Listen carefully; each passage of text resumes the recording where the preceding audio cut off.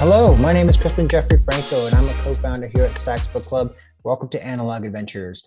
Today's episode is going to be our 2024 book review.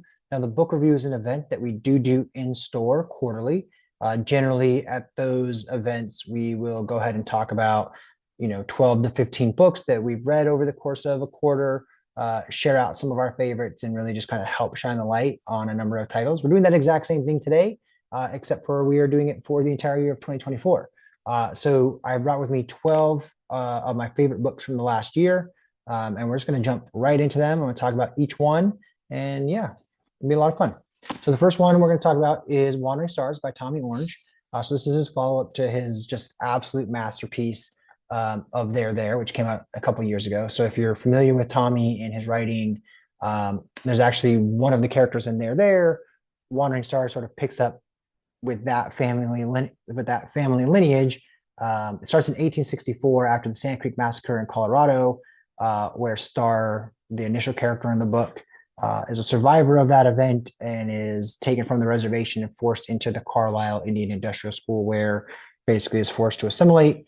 From there, Orange really just tells this beautifully crafted saga, and where he really highlights and outlines the impacts of being separated from your culture, being separated from your language, being separated from your land, and the impact that has generation upon generation upon generation. Of all of the books that we're going to talk about tonight, I will say this one is probably the least uplifting, I would say, but that doesn't make it any less worth reading if you are interested in understanding more about Indigenous people and the impacts of forced assimilation and really, any of those types of topics. Pick up Wandering Stars by Tommy Orange. The next book we're going to talk about is Cascade Failure from L.M. Sagas. So you may have already seen, I actually sat down with L.M. a couple of weeks ago and talked about Cascade Failure, which was my favorite sci-fi book of the year. It's really, really kind of a throwback, in my opinion, to some sci-fi of yesteryear. I would say it's firmly in the space opera category. It's also like a space western. It's set in a galaxy far, far away. She doesn't use those terms; those are my words. Called the Spiral, and in the Spiral, you sort of have three factions that kind of dictate how life goes. You've got the corporations, you've got the labor unions, and then there's a peacekeeping guild that sort of sits between the two groups and tries to kind of like keep everybody in line. It's a really fun, rowdy, ragtag group of found family characters. There's AI, there's human modifications, there is backstory and surprise and shock and awe and action and adventure. It has everything that I love about science fiction. If you want to listen to that conversation with LM, find that in the feed. We kind of get into a little bit more of the nitty gritty on what Cascade Failure and then the follow up Gravity Run. So as a duology, both books came out in 2024. So the entire series is available right now to read. But if you're looking for just super fun science fiction, try Cascade Failure. All right, the next book on our list is Table for Two, Amor Towle short story collection with a novella. Table for Two came out in April of this year. I am 100% in the bag for Amor. There are very few authors that I get more excited when I hear they are working on something. So this was like my probably most anticipated release of 2024, I would say. Lived up to all of the hype and hope that I had for it. I'm generally not a short story fan. I generally prefer a novel and probably unfairly like read a short story collection and just like wish that one of the stories had just been made into a full length novel and we got a whole story. I definitely felt that way after Table for Two as well, but in a totally different way. Not because I felt like the story would have been, or the book would have been better served just as a novel, but because each of the short stories was so well crafted as you'd expect from a Towles book. Each of the short stories is set in New York City. Each of the short stories features a conversation around a table, generally with two characters, as the name of the book would suggest. But it's just that same masterful story arc and love poured into the characters, and every single one of them I just wanted more and more and more and more. um, I think the big draw for the book, or the kind of the hook to get people in, is that it wraps up with a novella, and that novella is a spin-off or a pickup of a character from Tolles' first book, Evie from the Rules of Civility. So if you've read the Rules of Civility and you've ever wondered what happens to Eve when she heads to the West Coast, there's a novella that kind of wraps up Table for Two, where you kind of get to see what Eve's life is like in Hollywood. In all candidness, I think that's the weakest part of the book for me. I actually enjoy the short story components much more than I thought. I thought I was getting into it for the Eve portion, and I think it didn't really need that. It's good if you like Amor. I mean, he doesn't do anything wrong, never writes a bad thing, so it's good. It's just not as good as the short stories. Yeah, Table for Two. The next book on our list came out the exact same day, so also early April release. It's The Husbands by Holly Gramazio. What I love about The Husbands is it's a story that has been told before, right? It's similar to the Midnight Library, and I'm like the biggest fan of like this book plus this book equals whatever I'm trying to sell you or talk to you about. However, I will say that there are parts of this book that reminded me of Bonnie Garmus's Lessons in Chemistry in terms of like tone, the witty and intellectualness of the character. But also there's sort of the like revolving doors of like what could be if you could redo your life, or you could change your circumstances, similar to Midnight Library. I think Holly does it in a much more lighthearted and funny way. So in The Husbands, the main character, Lauren, leaves her house for the day. Lauren is not married. Lauren goes off to work. When she gets home in the afternoon, there's a man standing at her door, on the inside of her door, who tells her he's her husband, but she, as far as she knows, isn't married, never has been, is still kind of on that path. But as she moves into the house and starts to look around, she starts to realize that there's a lot of things that would indicate that this man is in fact her husband. She scrolls through her phone, she sees messages, wedding photos, like everything is suggesting that this actually is in fact her husband. She doesn't totally understand what's going on. He tells her he's going to pop up into the attic and change the light bulb that's up there.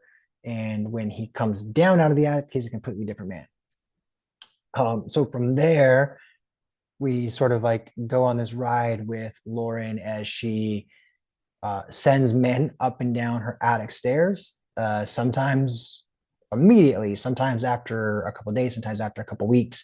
Ultimately, I think what Gramazio is trying to get us to think about is, at what point in our lives are we ready to start living the life we have and ready to stop worrying about the life that we could have, or searching for what else might be out there that could be better.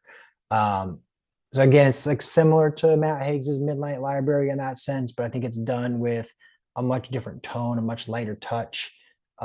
It's very, very funny, like really intensely funny at times. I just absolutely love this book so much. So check out The Husbands by Holly Gramazio. All right. Our next book also came out in April of this year. It is called Honey.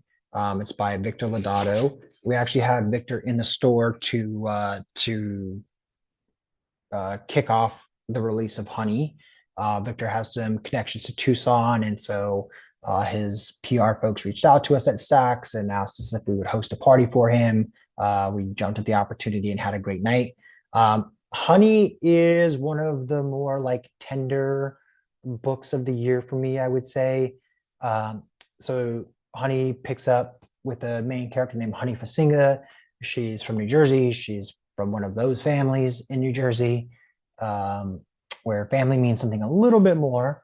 Her dad is a mob boss, and when she's young, she has sort of an interaction or kind of a brush with the dangers of being in a family.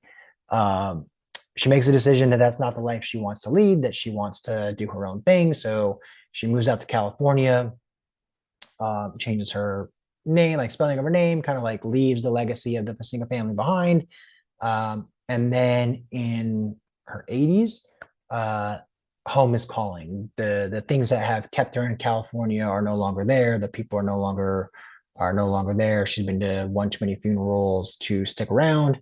And so she heads back east to Jersey, and really begins to figure out, what does life look like when I'm back home? What does life look like with my family again? Do I want to be part of my family? Do I not want to be part of my family? Um, Honey is such a energetic and bright and lovely character. Um, just like absolutely captivating, just leaps off the page. It's like pretty amazing what Victor was able to do in terms of creating Honey. And she's actually a character in one of his prior books. Um, she was like a really small kind of like flash on the page, flash off the page in a book called Edgar and Lucy a couple years ago. So if you have read other Lodato books and you happen to have read that, you may remember Honey. If you haven't, I'm like always a fan of authors like doing kind of connected universe stories where, Christopher Moore does this a lot, where like if you know, you know, but you don't really need to know. But yeah, Honey is amazing, super heartwarming, super emotional, and Honey feels like just an incredibly timelessly classic character. So check out Honey by Victor Lodato. All right. The next book on our list is Real Americans by Rachel Khong. This book came out when did it come out? April, end of April of last year of 2024. I am more familiar with Rachel from her podcast experience on Dave Chang's Recipe Club. She has been on the Dave Chang podcast a number of times. She does a lot of food writing. She's active in kind of the food world, which is another. I mean, not that I'm a chef or anything like that, but it's like a thing that I like to listen to at least. Um, so I listened to Rachel a number of times on Dave's podcasts. I had just always thought she was incredibly smart, like very compelling speaker. And then I found out she's a novelist, and she had this brand new book called Real Americans coming out. So I was very excited for it. Um, Real Americans hits on a theme that I was really big on in 2024, which is, at what point as an immigrant to the United States do you get to just be American, and you're no longer first generation American? You're no longer, you know, insert the country where your family came from before American. In this version of the story, it opens on the eve of Y2K. Lily Chen is an intern, and she's attending her company's kind of like midnight gala where she meets a young man named Matthew. Matthew turns out to be the heir to a pharmaceutical empire, so they come from very different ends of the socioeconomic and political spectrum in terms of power and access to money and all the trappings that come with that. They fall in love, and uh, as the story progresses, we sort of move 21 years into the future. Now we're in Seattle, where Nick Chen, which is Lily's son, is about to finish high school. But he's got this nagging question of, who is my father? Why has my mother never told me who my father is? He must be out there somewhere. And so he sort of sets off on a journey to find the father that he's never met. Um, as he starts to sort of like get closer to Matthew and start to understand the decision that his mother made, we start to then kind of expand the scope. And we also start to see the decisions that Lily's parents made in coming to the United States, and how those decisions affected the decisions that Lily made, and ultimately would affect the decisions that Nick makes.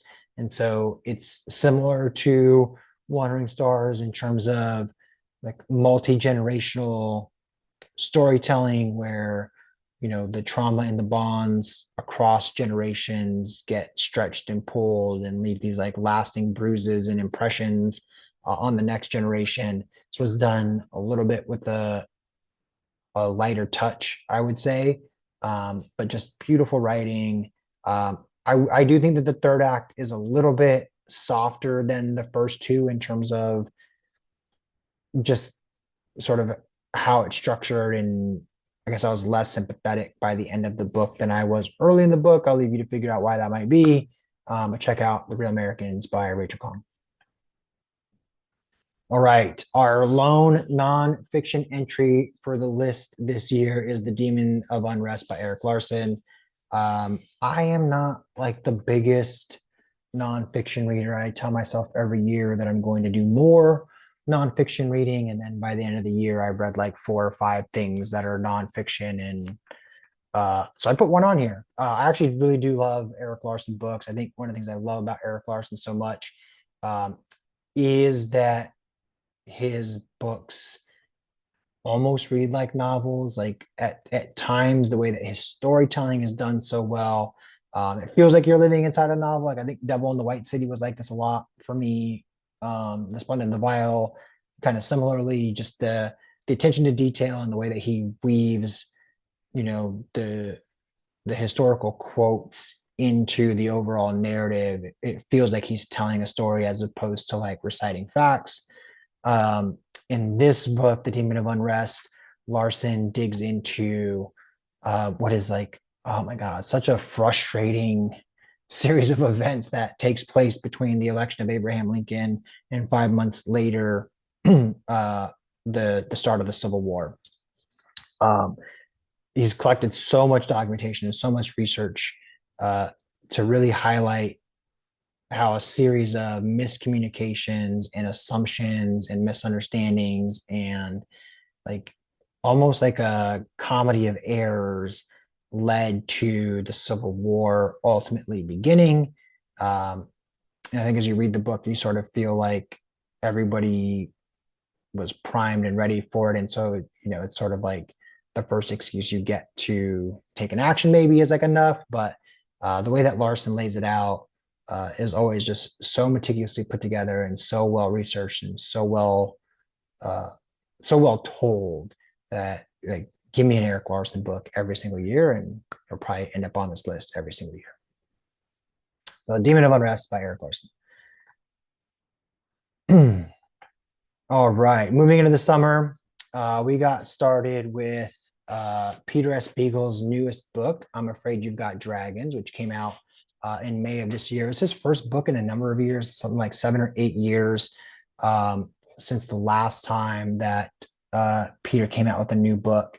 I consider him like one of the legends, one of the goats of fantasy storytelling. This book I really love because it's on the like lower end of high fantasy, I would say. It's definitely not high fantasy, which I have like my own opinions on high fantasy. It's not like my favorite genre all the time. And what I really love about I'm Afraid You've Got Dragons is it has all of the components of a fantasy story that you could want, but you don't need to digest hundreds and hundreds and hundreds upon hundreds of pages of backstory and political history and sort of all the things that like the really, really popular high fantasy series do now. I'm a fan of getting into a story, understanding the lay of the land, and getting out. And that's what he does so well in I'm Afraid You've Got Dragons.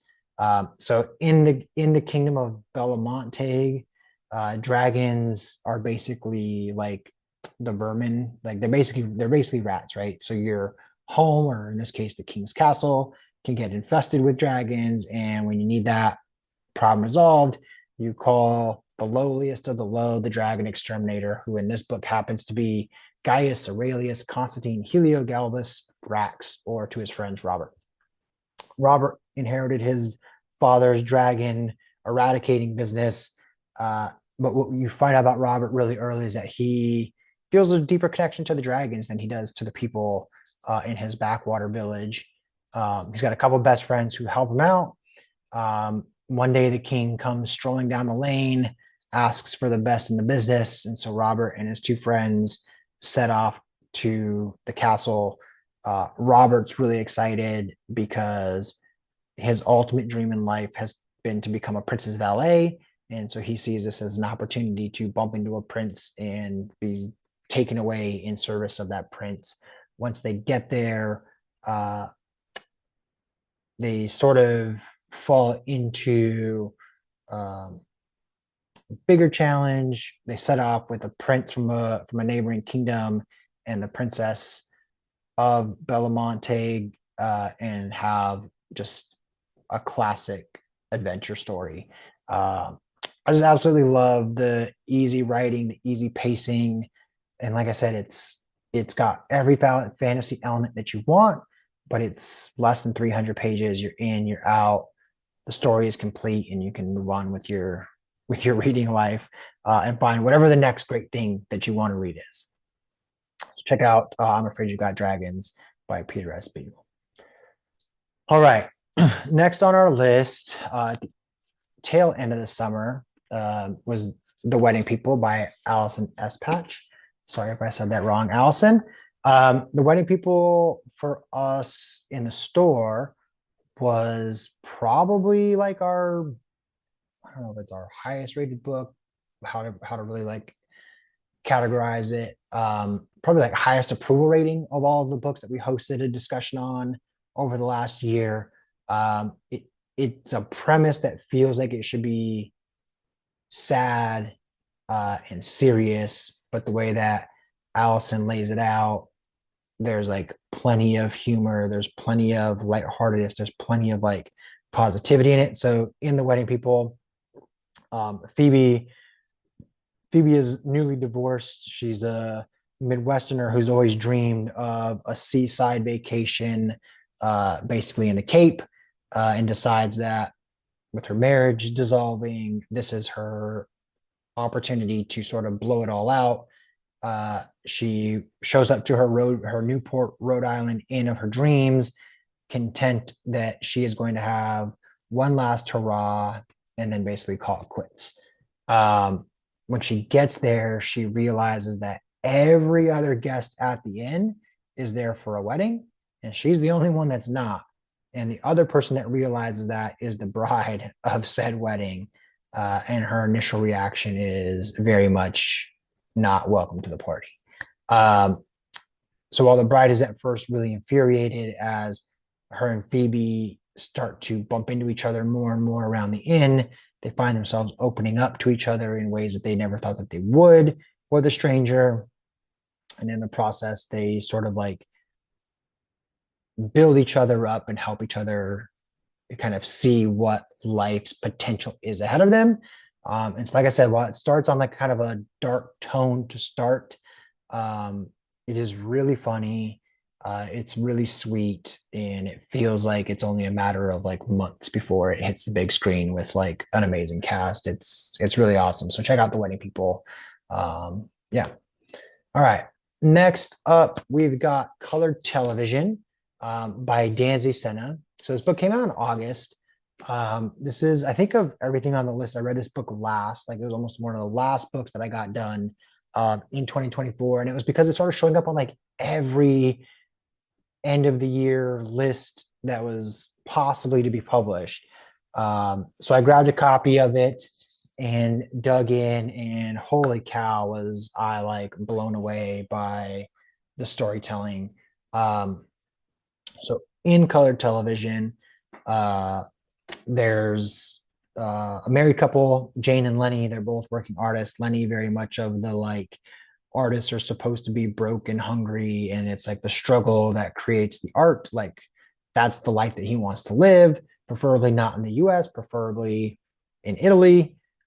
Jane is the more pragmatic novelist of the family. It's been a couple years since her first novel was published. She's fighting for tenure at her college, while also trying to finish her second novel.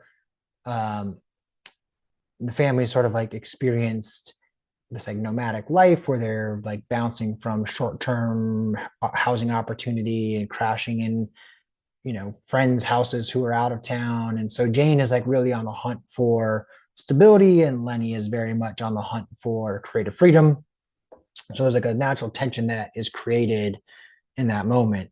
well, they get an opportunity to move into the like LA bungalow of Jane's friend, who is a uh, successful Hollywood screenwriter. Um, and he's in like Australia or something like that, like filming a Marvel movie basically. And so they move into his, Hollywood home, and while there, Jane gets the fit of inspiration that she's been looking for. She finishes her novel, turns it in, thinks it's great. Uh, Turns out it's not. She actually gets dropped by her agent, and she's like kind of stuck. Like we have so many weeks left in this house. We've got to figure out what's next. I got to do something. And so she opens her friend's Rolodex, and sort of like kicks off the string of events that really starts to look at what and when does art become commodity. There's like a really interesting conversation being had about sort of Hollywood. It's very satirical about the glitz and the glam of being a Hollywood writer.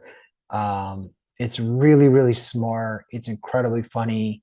Um, the characters make choices that are at times perplexing, but you also sort of understand where they're coming from. And so I always like when you sort of have that kind of a situation where, the characters are making decisions that like generally you'd be like, please don't do that. But at the same time, you kind of understand it. Reminding me a lot of Erasure, which is really interesting because I found out just very recently that Danzy Senna and Percival Everett are actually married. So it's very interesting to be reading this book and be thinking about Erasure and then to kind of find that out. Also reminded me of Black Buck, and Interior Chinatown, in a way, just kind of like the take on struggling artists and like inside of like a Hollywood setting is kind of similar. Check out Card Television. It's fantastic. All right. We got two left. The next one on the list is Sally Rooney. In my opinion, her just absolute, no doubt about it, best book she's ever written, Intermezzo. I am a major, major Sally Rooney fan. Um, I love everything Sally Rooney has ever done. So to say that Intermezzo is hands down my favorite Sally Rooney book, I feel like uh, is heaping very high praise on Intermezzo. Is my favorite book of last year, and I don't really have to think twice about that. The moment that I started it, I just completely fell into the story, completely fell into the characters, and it's been my favorite book since I finished it, and I can't imagine that changes. With one caveat that we'll talk about at the very end. So in Intermezzo, uh, we have a pair of brothers, Peter and Ivan. Peter's the older brother. In Ivan's eyes, Peter is the golden child. He's a successful lawyer. He has money. He has women in his life. Everyone likes him. Like to Ivan, Peter has everything. And Ivan is the younger brother who is a former chess prodigy who's in the stage of life that I feel like Rooney likes to write about the most, which is the transition from like young adulthood into like adulthood. So he's just finishing up university. He sort of has this like fading chess star that he's not sure, like, can he turn it around? Can he become a competitive chess player again? Does he want to become a competitive chess player again? And so while he's sort of like struggling with who am I, what do I want to be, the the brothers, so their dad passes away. And their dad really has been like kind of the only connective tissue between the two brothers, basically throughout their entire lives. He's now passed away, and so the brothers spend basically the entire book trying to figure out, do we want to have a relationship? Do we owe it to each other to have a relationship? If we do, how do we do that? While they're also simultaneously, dealing with grief and entering into relationships with women at various points throughout the book. What I really like about it is that the characters are so well flushed out. They're so well defined that when Sally Rooney doesn't use quotation marks, doesn't tell you who said something, you never miss them because the characters' voices are so clean and clear that you just know who's talking throughout the book. She also gives the three women in the book a very loud voice. And so while the two brothers are definitely like the main characters of the book. The women in the story also have a lot to say, and I appreciate getting sort of like the duality of perspective there from both the men and the women in the story. Check out Intermezzo. Like I said, my favorite Sally Rooney book of all time so far. All right.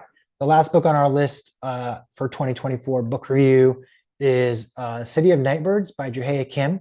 This came out right like around Thanksgiving, like the week of Thanksgiving, maybe November 26th. This book I had caught wind of in the summer. I was really excited for it. It is set in Russia with a character named Natalia Leonova. She's the prima ballerina of the Russian ballet, and as her career is growing, she sort of gets this opportunity to, either live her life and spend her career in Russia, or kind of branch out and leave Russia, which is the distance she ultimately sets out to make. She dances in Paris and around the globe, and along the way, she ends up having this really catastrophic injury that basically puts her career at risk.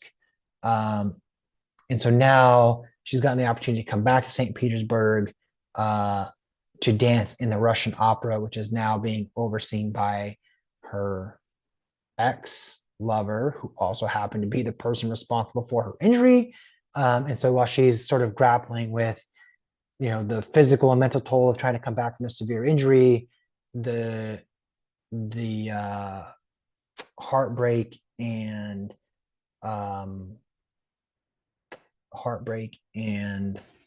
like spurned trust that she feels for this person that she once loved that impacted her life so negatively, plus all of the just other issues with being back at home, she starts to make some iffy decisions. If you liked Amor Towles, A Gentleman in Moscow, there are like things in this book that really brought me back to that book. The Metropole Hotel actually makes an appearance in the book, which is like really fun to see. It's incredibly written. It is so fun. If you like the arts, if you like historical fiction, if you like great writing and great prose, check out City of Nightbirds. It's absolutely fantastic. All right. So I mentioned earlier, there's one caveat coming here at the end. The obvious book not on this list is James by Percival Everett, who I talked about earlier as well. I am, in full disclosure, I have intentionally left James off of my read list because as we record today, just in a couple of days, I'm kicking off a series of conversations on James. And so I wanted to make sure that that book was as fresh in my mind for those conversations as possible. So I did not read it in 2024. And the rules of the game that I created for myself are the book has to be published in 2024 and I have to read it in 2024 in order for it to make this list. And so because James wasn't actually read in 2024, it's not technically eligible for my best of 2024 list. So I'll talk to the guy that makes the rules so we get that cleaned up for next year. But that's the book review for this year. Let us know what you're interested in. Let me know what you agreed with, disagreed with. If I missed something that you absolutely love from the year, drop a comment. Let me know what that is. And yeah, check in next week. We're going to be sitting down with the author of, I have it over here somewhere, of Four Ruined Realms, the follow-up to Five Broken Blades. May Corlin will be joining Analog Adventures, so stay tuned for that. It's an awesome fantasy series, and I'm really excited to talk to May. So yeah, see you all next week, and